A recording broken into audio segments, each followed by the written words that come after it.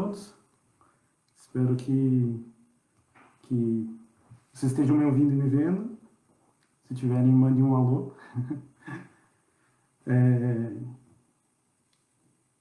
Bom, então vamos lá. Vamos começar, pessoal. Uma boa noite a todos. Primeiro, agradecer o convite do pessoal. Fico muito feliz em estar visitando a casa de vocês nessa noite. A gente teve alguns probleminhas técnicos. Devagarinho o pessoal vai chegando. Tá meio... Vocês estão meio na diagonal aqui para mim. Mas tudo bem, a gente vai meio de improviso mesmo. Uma boa noite a todos. A gente passa aí por um momento complicado na história do nosso planeta, do nosso país, mas a gente tem as vantagens da tecnologia e é possível que eu esteja visitando o lar de vocês nessa noite conversando um pouquinho. Eu preparei algumas reflexões, espero que seja útil para vocês, seja de interesse. A ideia é que seja também uma conversa, que a gente tem algumas facilidades do mundo digital, então se vocês quiserem ir comentando enquanto a gente vai conversando.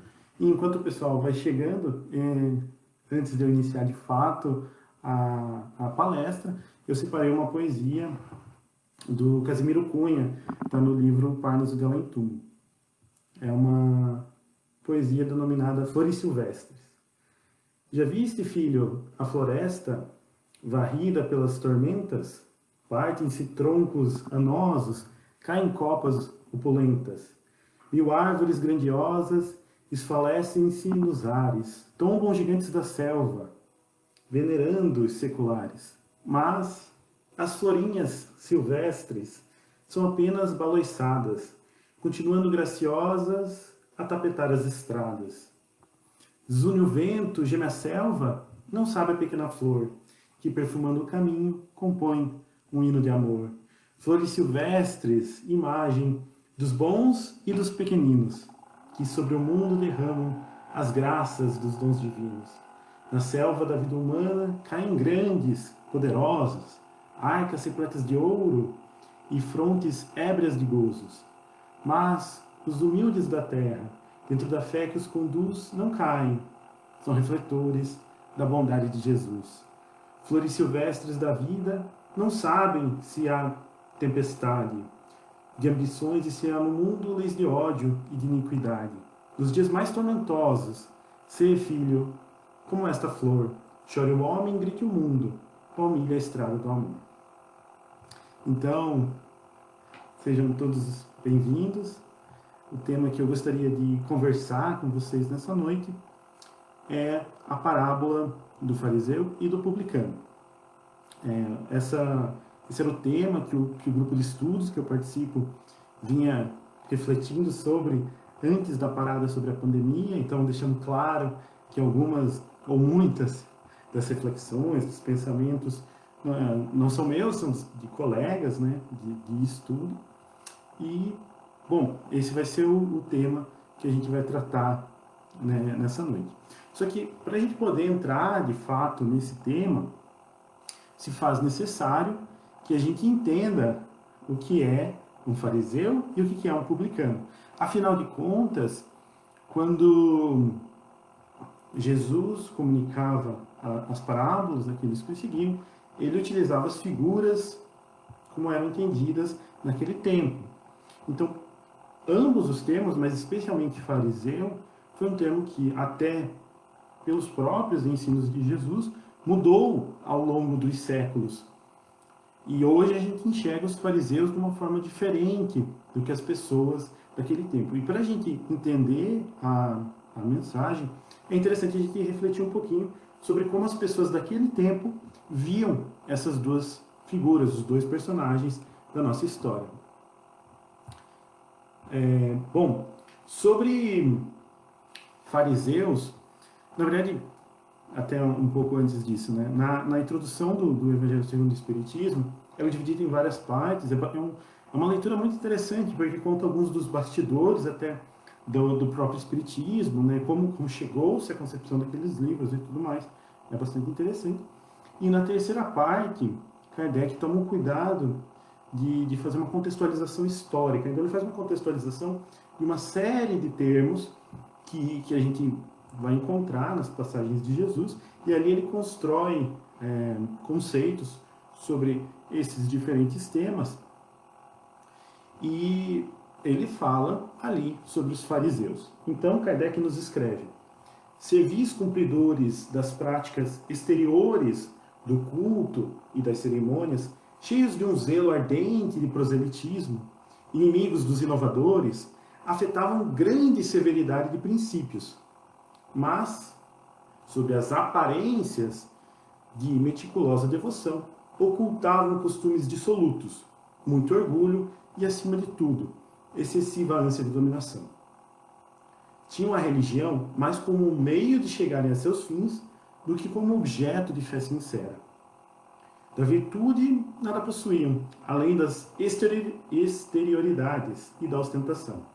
Entretanto, por umas e outras, exerciam grande influência sobre o povo, a cujos olhos passavam por santas criaturas.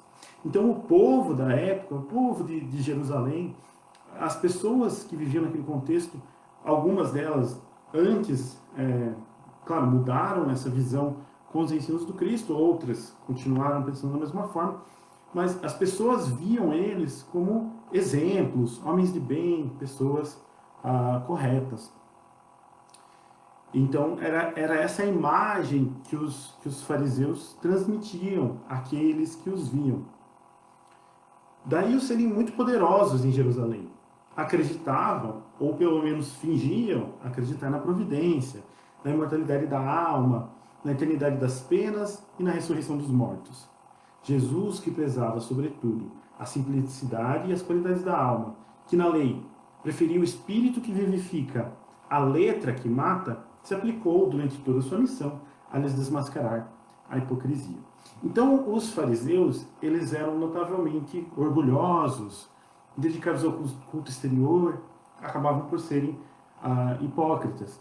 Só que essa é uma visão que a gente tem hoje, uma visão que a gente tem através dos ensinos de Jesus. Para as pessoas da época, elas viam as aparências, e as aparências eram de pessoas dedicadas ao bem, dedicadas a Deus.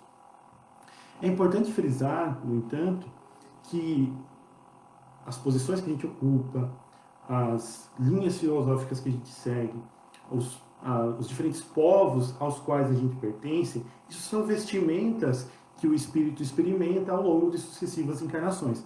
Então, o espírito não era fariseu, ele estava fariseu. E a gente tem, ao longo da Boa Nova, uma série de exemplos de fariseus que acordaram para a mensagem do Cristo, mudaram sua opinião, reformaram-se.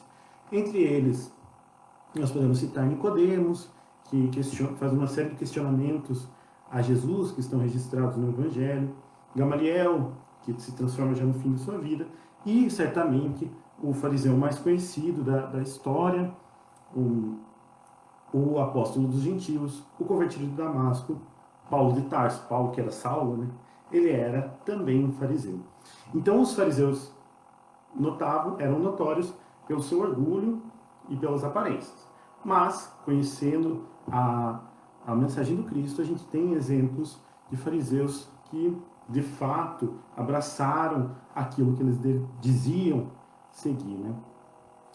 Bom, aí tem uma pergunta bastante interessante, que é o que aconteceu com os fariseus, né? Porque, afinal de contas, eles eram a classe dominante na Jerusalém no tempo do Cristo. Ao longo do primeiro e do segundo século da Era Comum, ou da Era de Cristo, né, depois de Cristo, houveram 3 grandes revoluções do povo judeu contra os invasores romanos, os conquistadores romanos que ocupavam a região. Ao fim da primeira dessas grandes revoltas, por volta do ano 80, a cidade de Jerusalém foi sitiada. Esse é um episódio bastante citado, bastante conhecido na história. Nós temos várias fontes que escreveram sobre isso. Jerusalém foi sitiada, a cidade foi devastada, o templo destruído, o templo que até hoje não foi reconstruído, e os fariseus se dissiparam. Eles se dispersaram, fugiram da cidade. Então, Do ponto de vista tradicional, do ponto de vista do fariseu que existia no tempo do Cristo, eles já não existem mais. No entanto, sobre os fariseus, nos escreve Emmanuel no livro Vinha de Luz, da coleção Fonte Viva. Para quem não, eu acredito que muitos dos amigos que nos escutam conhecem essa coleção, mas para aqueles que não conhecem, sempre é um versículo, né, uma frase do Evangelho e os comentários de Emmanuel sobre esta. Esta é uma mensagem que se chama Fariseus. E o versículo escolhido é do Evangelho de Lucas, no capítulo 12, no versículo 1. Acautelai-vos, primeiramente, do fermento dos fariseus. Eu não vou ler a mensagem toda, mas tem uma frase, particularmente, que me chamou bastante atenção nessa mensagem. Depois, aqueles que quiserem, né, podem ler ela na íntegra. Mas, ao longo desse período de pandemia, de quarentena, a gente viu muita gente fabricando pão pela primeira vez em casa. Então, acredito que muitos de vocês que nos ouvem já fabricaram pão, já fizeram pão em casa, mas para aqueles que não fizeram, devem ter visto alguém compartilhando alguma receita, né, nessa pandemia. E, bom, acho que vocês sabem que quando a gente faz pão, não vou passar uma receita aqui, não se faz necessário, né? Mas quando a gente faz o pão, a gente coloca lá alguma farinha, uma fonte de gordura, né? Manteiga, óleo, coloca um pouco de sal, um pouco de açúcar, água ou leite, depende muito da receita, e aí você coloca também o fermento. No caso do fermento biológico, são leveduras, são pequenos micro-organismos que realizam a fermentação. Então, na fermentação, elas consomem açúcar e produzem gás carbônico e álcool. Esse é o processo pelo qual se produz vinho. Também se produz álcool ali no pão, só que quando você assa o pão, o álcool evapora e o gás carbônico é o que faz a massa crescer. Então, a massa cresce com o gás carbônico e aí, quando tem a evaporação do álcool, enfim, o pão permanece grande. Mas o que é interessante, e é a figura que a gente vai utilizar outras vezes, inclusive ao longo da nossa conversa dessa noite, é que você coloca só um pouquinho de fermento. Né? Se você pensar comparativamente o quanto de farinha de trigo, por exemplo, né?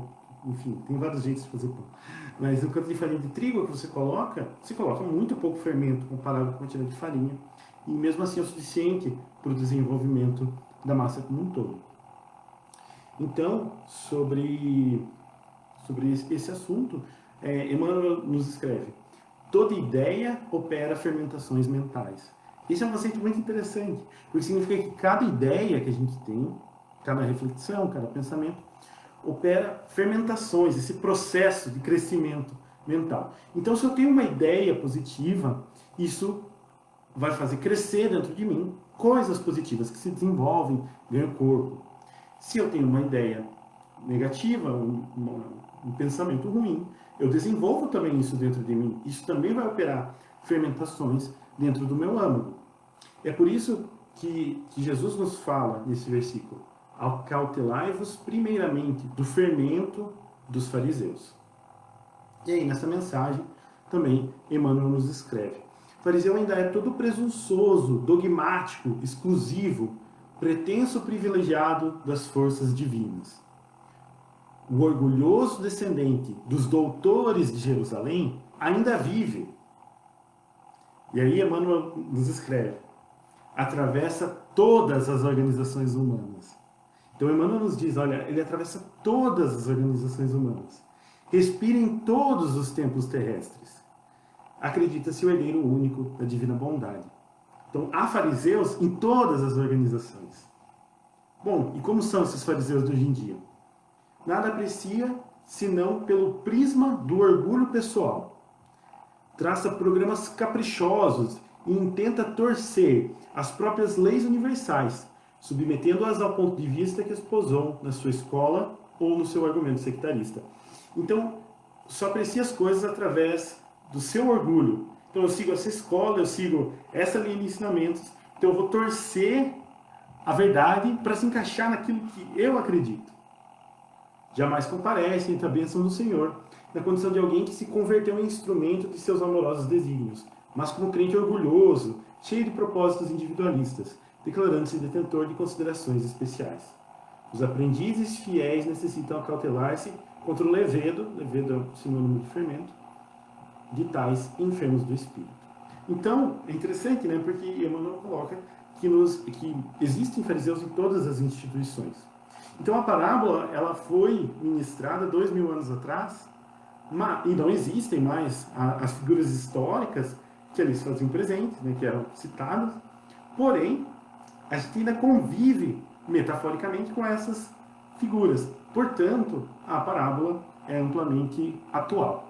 E agora é interessante a gente refletir, então, quem são os publicanos. Se estes são os fariseus, se eles ainda existem, quem são, então, os publicanos? Bom, publicano era uma profissão. Então, publicanos, nos escreve Kardec, também na parte 3 do Evangelho segundo o Espiritismo, eram, assim chamados na antiga Roma, os cavalheiros arrendatários das taxas públicas, incumbidos da cobrança dos impostos e das rendas de toda espécie, quer em Roma mesma, quer nas outras partes do Império. Então, publicano era simplesmente cobrador de imposto. Era essa profissão. Porém, de toda a dominação romana, o imposto foi o que os judeus mais dificilmente aceitaram e o que mais irritação causou entre eles. Daí nascerem várias revoltas, fazendo-se do caso uma questão religiosa, que era considerado contrário à lei. Os judeus, pois, abominavam o imposto, e como consequência, todos os que eram encarregados de arrecadá-lo, donde a aversão que votavam os publicanos de todas as categorias, entre os quais podiam encontrar-se pessoas muito estimáveis, mas que em virtude de suas funções eram desprezadas, assim como os que com elas mantinham relações, os quais se viam atingidos pela mesma reprovação. Judeus em destaque consideravam um comprometimento ter com eles intimidade. Então, os publicanos eram os cobradores de imposto. Ao longo de toda a história da humanidade, cobradores de impostos sempre estiveram em uma posição em que, se eles quisessem, poderiam explorar sua função. A gente vê isso nos dias de hoje, né? E isso aconteceu em todos os períodos da humanidade. Porém, não eram todos eles que eram corrompidos ou que se aproveitavam da sua posição para ganhos materiais. Alguns simplesmente desempenhavam sua função, seu trabalho. O trabalho deles era coletar impostos e eles coletavam a quantia determinada por lei. Mesmo estes, porém, eram mal vistos pela sociedade. Isso era além de quem era a pessoa, de como ela agia, do que ela fazia, das práticas dela, das ações dela. Era um rótulo que era mal visto. E era mal visto você interagir com o publicano, era mal visto você jantar ou visitar a casa de um publicano. A gente tem também na Boa Nova o exemplo de Zaqueu, né, que ele sobe a árvore para ver Jesus. Ele era também um publicano e por isso era mal visto. Né? Então, de uma forma geral, o fariseu era visto na época pelas pessoas como um homem de bem, uma pessoa dedicada a Deus. O publicano era visto como uma pessoa de má vida, uma pessoa ruim. Mas ambos eram só a observação da casca, do invólucro. Então, feita toda essa contextualização, espero que não tenha dispersado os amigos que nos escutam, vamos de fato ao estudo da nossa parábola. Ela está no Evangelho de Lucas, capítulo 18, versículo 9, e ela se inicia da seguinte forma. E contou também esta parábola para alguns que, persuadidos em si mesmo de serem justos, desprezavam os restantes. E aí a parábola se inicia da seguinte forma, que já é muito interessante. 2 homens subiram ao templo para orar, um fariseu e o outro publicano. Essa estrutura a gente observa em várias outras parábolas de Jesus, em que a gente tem 2 opções de caminhos. E aí é interessante a gente refletir qual desses caminhos a gente está seguindo. Dentro do nosso contexto de espírito em evolução, muitas vezes a gente não, mesmo quando a gente opta pelo caminho correto, a gente acaba tendo vacilos e mudando de rumo, entrando no caminho errôneo. Mas, de toda forma, são 2 roteiros de vida que permitem que a gente reflita e veja o que a nossa postura se encaixa. E é interessante aqui que ela inicia com 2 homens subiram ao templo para orar. Então a gente pode tomar isso ao pé da letra, né? Imaginar dois homens adentrando ao templo.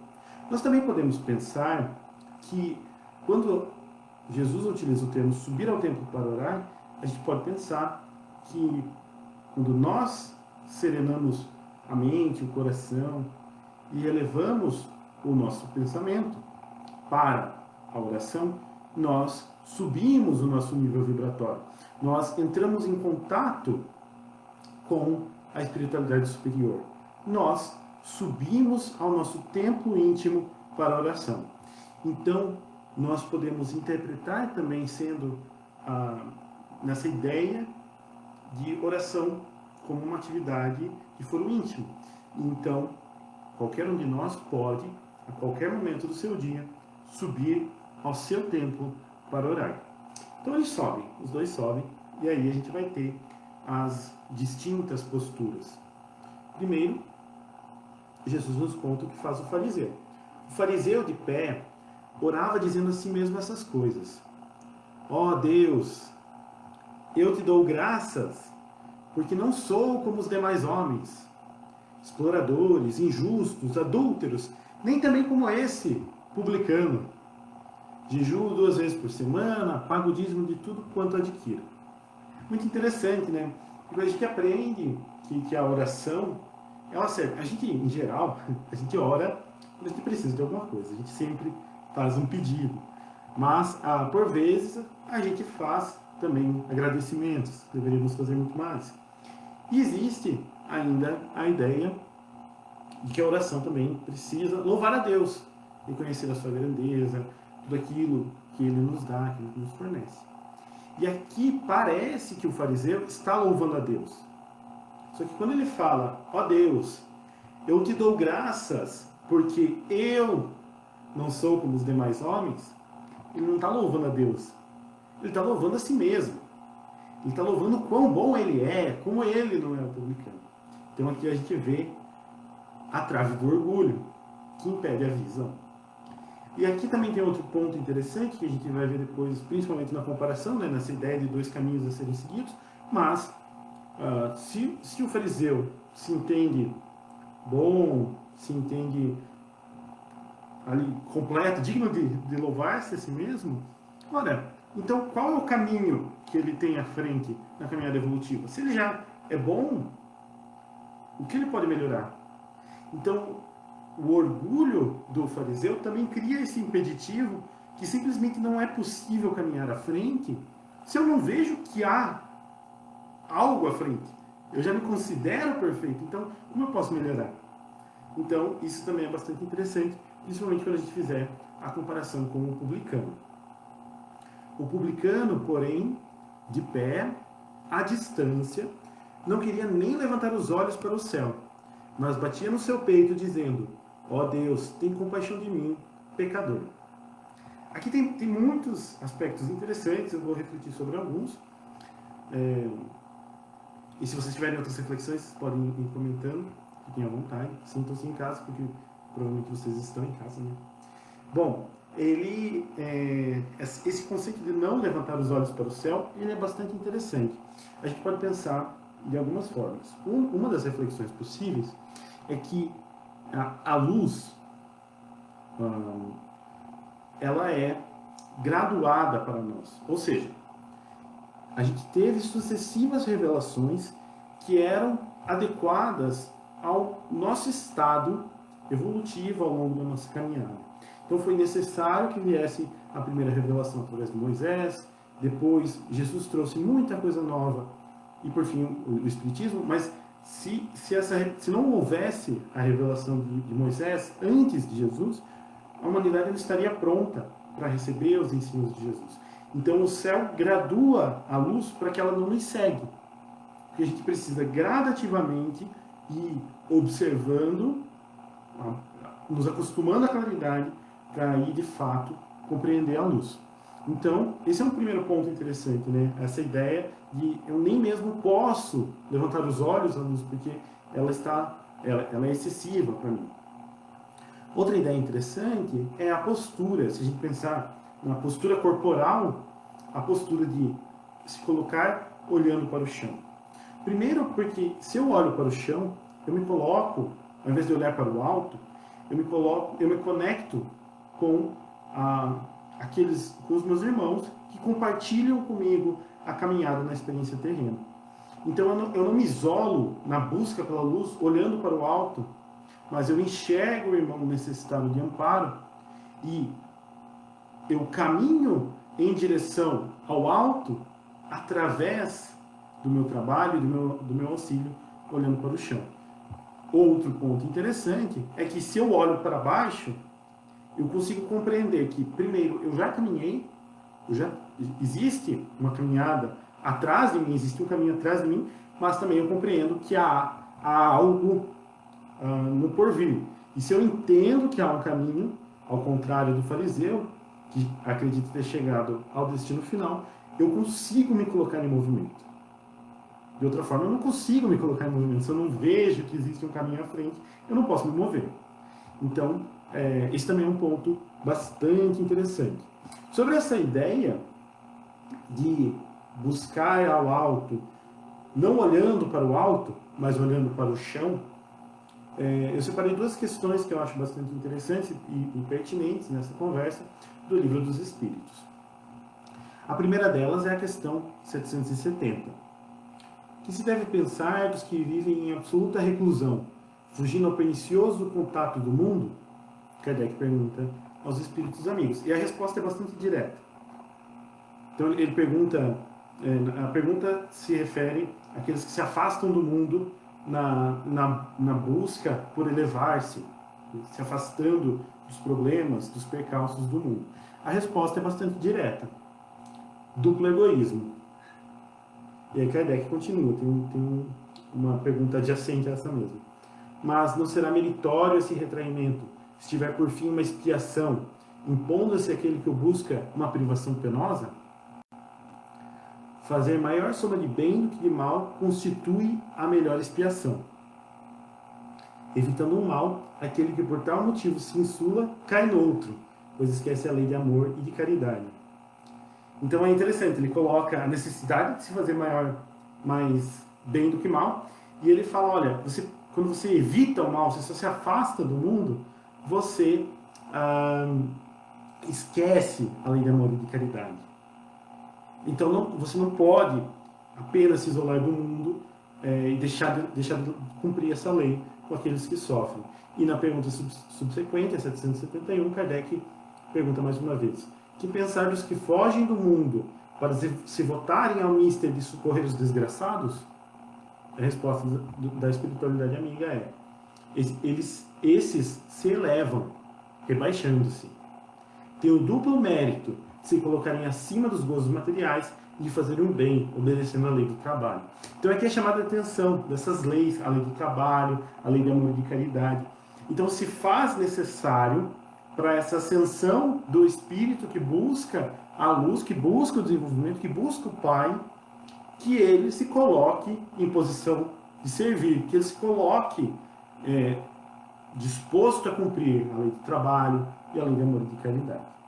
Outro ponto bastante interessante da fala do publicano é: ó Deus, tem compaixão de mim, pecador.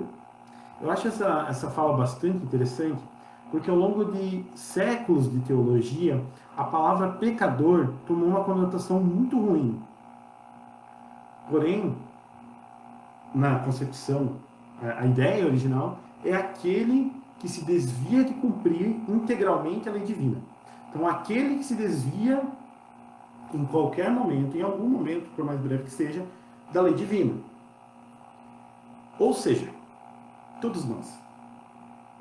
Por mais que o fariseu ache que não, né, na sua posição de orgulho, todos nós somos pecadores, todos nós, em algum momento, seja através de pequenas ações no nosso dia a dia, através do egoísmo, do orgulho, da indiferença, da inveja, ou seja, através de atos maiores, nós, eventualmente, todos falhamos, sem exceção. Somos todos espíritos imperfeitos nessa caminhada evolutiva. Então, todos nós nos desviamos do caminho. A diferença é se adotamos a postura do fariseu, considerando-nos perfeitos, Ou adotamos a postura do publicano, batendo no peito e falando, olha, eu sou um pecador, olho para o chão, estou disposto a me colocar em movimento. E aí a parábola, ela conclui em Jesus, finalizando. Digo-vos, este, que é o publicano, né, o segundo personagem, este desceu para casa justificado. E que justificado é no sentido de absolvido, considerado justo. Não que ele se justificou, do jeito que a gente usa hoje modernamente, né, de se explicou. Não, ele foi absolvido. E é interessante também o termo, ele coloca desceu para casa. Então, se a gente pensar naquela ideia original, de que a oração seria, subir ao templo seria nos colocar em posição de oração, mudar a vibração, elevar o pensamento e assim desapegar um pouco da matéria, nos conectar com os espíritos amigos, nos planos mais elevados, o desceu para casa é retornar, eu faço a oração, me coloco em posição de oração, me conecto com o alto e aí eu retorno, eu desço para casa. Só que o publicano desce para casa transformado. E aí Jesus finaliza. Porque todo aquele que exalta a si mesmo será diminuído, e aquele que diminui a si mesmo será exaltado. Então, todos nós, ao longo do nosso dia a dia, ao longo da nossa rotina, nós temos essa ferramenta de subir ao nosso templo interior, nos conectarmos com o alto, colocarmos-nos na posição de, olha, compreendo que errei, compreendo que, ao longo, isso é natural, todos nós fazemos isso ao longo de todos os nossos dias, é o estágio que nós nos encontramos. Compreendo que eu errei, olho para o chão, me coloco em posição de serviço e retorno para casa, para a matéria, justificado, pronto para me colocar em movimento. E é interessante também aqui fazer uma breve ponderação, que é a ideia de, bom, o orgulho ele é imobilizante, mas a culpa também é tão imobilizante quanto o orgulho. Então, inevitavelmente, todos nós erramos diante do nosso atual estágio evolutivo. Se nós nos colocamos numa posição de culpa, olha que coisa terrível que eu fiz, olha como eu sou, isso nos impede de caminhar. Isso nos coloca, nos paralisa, tanto quanto o fariseu que não vê caminho à frente. Então a culpa ela também estagna o ser humano. É preciso o meio termo. E o meio termo entre a culpa e o orgulho do fariseu é a humildade do publicano. E essa humildade, aí sim, ela nos coloca em posição de caminhar, de servir, de trabalhar, de progredir. É importante também ter em consideração que nós ainda habitamos um planeta que enfrenta provas e expiações. Todos nós ainda temos muitos desafios íntimos e coletivos a superar. Então, é inevitável que surjam percalços, né? A gente precisa se colocar nessa posição de movimento, entendendo que há um caminho a ser percorrido, mas, inevitavelmente, haverão circunstâncias, acontecimentos que poderão nos derrubar. Isso é natural também. Quanto a isso, eu cito mais uma vez, e eu vou voltar a citar ainda, o apóstolo dos gentios, o convertido de Damasco, Paulo. Sobre isso, ele escreveu na carta aos Hebreus, capítulo 12, versículo 12. Portanto, tornai a levantar as mãos cansadas e os joelhos desconjuntados. O Paulo escreveu isso faz um tempinho já, uns 2000 anos, mas também continua extremamente atual. No livro Fonte Viva, Emmanuel discorre sobre essa frase do apóstolo. Se é difícil a produção do fruto sadio na lavoura comum, para que não falte o pão do corpo aos celeiros do mundo, é quase sacrificial o serviço de aquisição dos valores espirituais, que significam o alimento vivo e imperecível da alma. Planta-se a semente da boa vontade.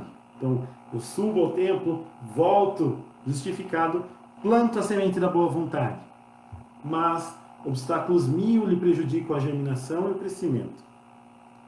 É a aluvião de futilidades da vida inferior, a invasão de vermes, simbolizados dos aborrecimentos de toda parte, a lama da inveja, do despeito, trovoadas de incompreensão, granizos da maldade, detritos da calúnia, o frio da indiferença, a secura do desentendimento, o escarracho da ignorância, nuvens de preocupação, a poeira do desencanto.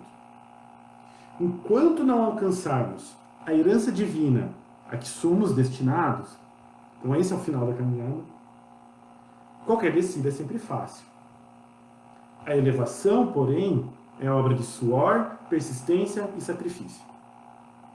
Não recues diante da luta, se realmente já podes interessar o coração nos climas superiores da vida. Não obstante defrontado por toda espécie de dificuldades, segue para frente, oferecendo ao serviço da perfeição quanto possuas de nobre, belo e útil. Recorda o conselho de Paulo: não te imobilizes, movimenta as mãos cansadas para o trabalho, ergue os joelhos desconjuntados, na certeza de que para a obtenção da melhor parte da vida é preciso servir e marchar incessantemente. Então, Paulo já falava disso naquele momento. Há companheiros que ele não podia visitar pessoalmente, depois ele os visitou, ele já havia visitado antes, visitou posteriormente, mas naquele momento ele escreveu uma carta para companheiros que passavam por muitas dificuldades, falando: olha, vocês têm que voltar a levantar. E todo aquele que planta a semente da boa vontade, que se dispõe a se colocar nessa marcha, vai passar por esses problemas, vai sofrer esses desafios, vai vacilar, e isso faz parte. Mas quando isso acontecer, tornar a levantar os joelhos, levantar as mãos cansadas e os joelhos desconjuntados. Então isso se faz necessário. Dentro dessa ideia ainda do colocar-se em movimento e conversando um pouco mais sobre a oração que a gente mencionou anteriormente, a ideia de subir ao templo para orar, Kardec, no capítulo 27 do Evangelho segundo o Espiritismo, no item 8, ele faz uma analogia muito bonita. Esse capítulo ele é dedicado à oração. Também convido os amigos que quiserem a consultar. E aqui eu não vou contar nas palavras de Kardec, né? Depois vocês podem ler no original, vou contar da forma que eu compreendo, mas ele faz uma analogia muito bonita sobre um homem no deserto. Então o que Kardec nos fala, basicamente, é que há um homem e ele está a vagar por um grande deserto. A última gota de água já se esvaiu do cantil, ele sente o vento quente, a areia a cortar-lhe o rosto, o calor, o sol é inclamante, ele sente-se desidratar, a pele queimar. Quando chega o frio da noite, o frio também é terrível, também é cortante, ele não observa outro ser vivo, que seja uma planta, um animal, ele anda quilômetros e quilômetros e não observa nenhum outro ser. Diante disso tudo, as forças dele vão gradativamente se esvaindo, ele vai se tornando cada vez mais cansado, e chega um momento, por fim, que ele tomba nas areias daquele deserto. Quando ele tomba, ele recobre os sentidos e ele faz uma breve oração. Poderia, nesse momento, surgir um anjo dos céus tocando trombetas e anunciando o caminho correto. No entanto, se este fosse o caso, de que valeria então o esforço interior do homem em colocar-se em ação, sabendo que o caminho estava ali diante dele? É similar à história de Tobias, que o anjo se revela apenas ao fim da história. Ele fala: olha, eu estive com vocês o tempo todo, porque se ele tivesse revelado no começo, de que mérito haveria na história de Tobias? Então, ao invés de um anjo tocando trombetas vindo do céu, um espírito amigo lhe sussurra no ouvido uma ideia, uma direção a que ele possa seguir. O homem, então, com dificuldade, se levanta, passa a caminhar naquela direção e após algumas horas observa ao longe um pequeno oásis. E aí sim, com suas forças reanimadas, com a esperança, o fogo da esperança voltando a queimar dentro de si, ele segue até o oásis, chega lá, se alimenta, ele bebe água, encontra outros que o acolhem e ele está salvo. Quando ele chega, quando ele se recupera, ele pode assumir duas posturas. Uma delas é dizer: como Deus é bom, Ele me deu a inspiração e eu empreguei os meus esforços aliados a essa inspiração e obtive aquilo que eu buscava, que era a água, era a vida. Ou ele pode dizer: olhe como eu sou extraordinário, vagando sozinho pelas dunas, eu encontrei o caminho, eu cheguei até aqui. Olhe que homem fabuloso eu sou. Então essas duas posturas são possíveis. E elas são exatamente a postura do fariseu e a postura do publicano. E se nós pararmos para pensar diante dos desafios, claro, eu imagino que nenhum dos amigos que nos ouve se perdeu no deserto, espero que não tenha se perdido, mas nós enfrentamos desafios na nossa vida diária. Muitas vezes subimos ao templo interior para orar, buscamos alguma inspiração, alguma ideia, e podemos, através do nosso trabalho, porque o nosso trabalho também é essencial, nós podemos atingir o sucesso. Mas quando atingimos o nosso objetivo, será que lembramos que houve o nosso trabalho, mas houve também a inspiração? Isso é bastante interessante, porque coloca adequadamente se nós estamos a louvar nós mesmos ou a agradecer pelas dádivas do céu. Então, esses são conceitos bastante interessantes sobre a própria oração. E ainda sobre isto, eu tenho mais dois breves comentários para compartilhar com os amigos. O primeiro deles, também recordo mais uma vez, Paulo, ele escreveu na carta aos Coríntios, a primeira carta aos Coríntios, no capítulo 5, no versículo 6. Não sabeis que um pouco de fermento leveda a massa toda? Então ele pergunta: olha, você não sabe que se coloca um pouquinho de fermento e isso é suficiente para a massa inteira? E sobre isso, Emmanuel, no livro Fonte Viva, também comenta: ninguém vive só. Temos conosco milhares de expressões do pensamento dos outros, e milhares de outras pessoas nos guardam a atuação mental, inevitavelmente. Os raios de nossa influência entrosam-se com as emissões de quantos nos conhecem, direta ou indiretamente, e pesam na balança do mundo, para o bem ou para o mal. Nossas palavras determinam palavras em quem nos ouve. E isso é interessante, a gente observa isso na vida diária. Você chega, por exemplo, numa padaria pela manhã para buscar o pão, e aí você cumprimenta a pessoa que está ali a te atender com um bom dia sorridente. A pessoa pode retribuir com um bom dia sorridente apenas pela forma como você se comunicou. Então, a palavra que você oferece a ela gera uma palavra em retorno. Todo mundo aqui provavelmente já observou isso. Nossos modos e costumes geram modos e costumes da mesma natureza, em torno de nossos passos. Esse também a gente observa em situações cotidianas. Eu, por exemplo, sou nascido em Mafra, mas moro há algum tempo já no interior de São Paulo. Tenho um sotaque que mescla um pouco as coisas. E eu tenho amigos aqui que jamais estiveram no Sul, jamais estiveram em Santa Catarina, em Mafra ou em Rio Negro. E eles usam expressões que são da nossa região. Porque eu uso. Eles nunca estiveram lá, eles não têm motivo para usar aquela expressão, mas eles replicam, porque o meu modo, o meu costume acaba refletindo nas pessoas que me cercam. E nossas atitudes e atos criam atitudes e atos do mesmo teor. E note que aqui é do mesmo teor. Não está dizendo uma atitude boa cria uma atitude boa. Quando ele fala no mesmo teor, significa que uma atitude ruim também vai criar uma atitude ruim de mesmo teor. E aí vem uma frase que eu acho fantástica, extraordinária. Pensamento é fermentação espiritual. Então aquilo que a gente pensa é fermentação espiritual, porque aquilo vai crescer e vai se desdobrar. Tudo aquilo que a gente pensa. Em primeiro lugar, o pensamento estabelece atitudes, em segundo gera hábitos e depois governa expressões e palavras, através das quais a individualidade influencia na vida e no mundo.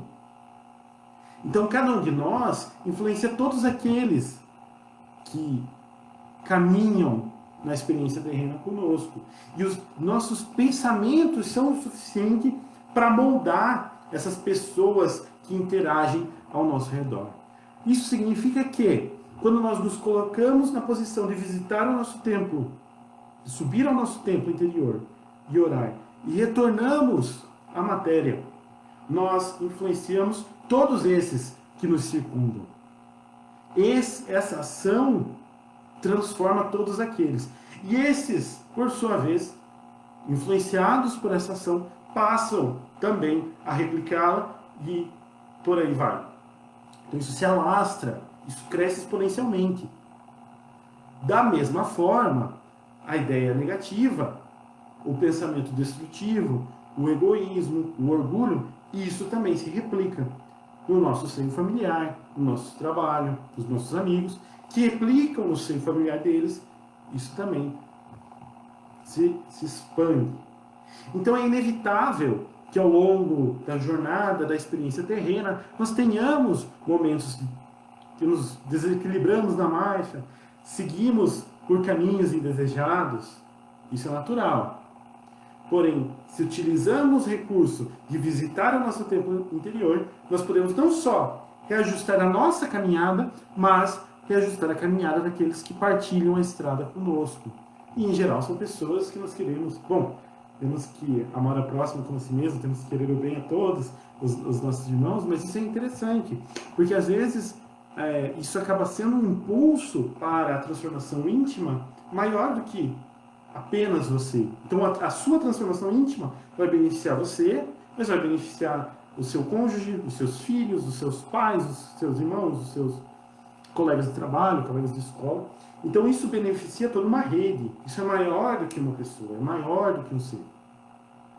Isso é extraordinariamente poderoso.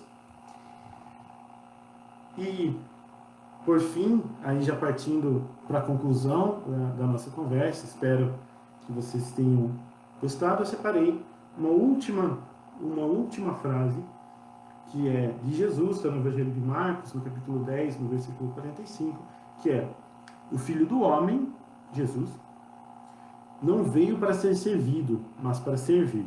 E aí o comentário de Emmanuel sobre essa frase é: se há mais alegria em dar que em receber, há mais felicidade em servir que em ser servido. Então, a gente comentou previamente que todos nós somos pecadores, todos nós enveredamos por caminhos que não são os ideais. Todos nós. Exceto Jesus, exceto Cristo. Então, o espírito mais extraordinário que as areias desse pequeno planetinha azul, essa pequena rocha que orbita o Sol, teve a felicidade e a alegria de receber. Esse espírito extraordinário veio para servir. Então, qual é o nosso papel neste mundo, se não nos colocarmos em posição de serviço também? E colocando-nos em posição de serviço, olhando como publicano para o chão, enxergando nossos irmãos, colocando-nos em função da lei de amor e caridade, da lei do trabalho, nós, através do trabalho, nos desafios do mundo material, aí sim nós nos aproximamos do alto. Então, a humanidade enfrenta, especialmente neste momento, desafios extraordinários. A gente observa o orgulho, o egoísmo sendo fomentados, a gente vê exemplos disso, o potencial, que é o mesmo potencial que permite que eu, a 700 quilômetros, visite a sua casa, também é o potencial que permite que ações que passariam despercebidas sejam replicadas. E isso às vezes gera desânimo, gera desesperança. Porém, vale lembrar que estamos todos nós nessa caminhada rumo à nossa herança divina por direito, e ao longo dessa caminhada nós recebemos uma série de instrutores extraordinários que partilharam sua luz conosco, e nós temos esse recurso fabuloso que é visitar esse nosso templo. Então se faz necessário nós nos colocarmos em marcha, nós nos dispormos a servir. Não como as grandes árvores que tombam diante da ventania, mas como as pequenas flores que espalham beleza e perfume. Era mais ou menos essa a breve reflexão que eu gostaria de compartilhar com vocês nesta noite. Espero que tenha sido agradável aos amigos, espero que tenha sido construtiva, e eu desejo profundamente que agora possamos retornar à nossa casa material, afinal estamos todos em nossas casas, mas que possamos retornar às nossas casas trazendo um pouquinho dessa luz, e que essa luz siga conosco ao longo da nossa semana. Até o próximo encontro. Muito obrigado, pessoal, e até breve.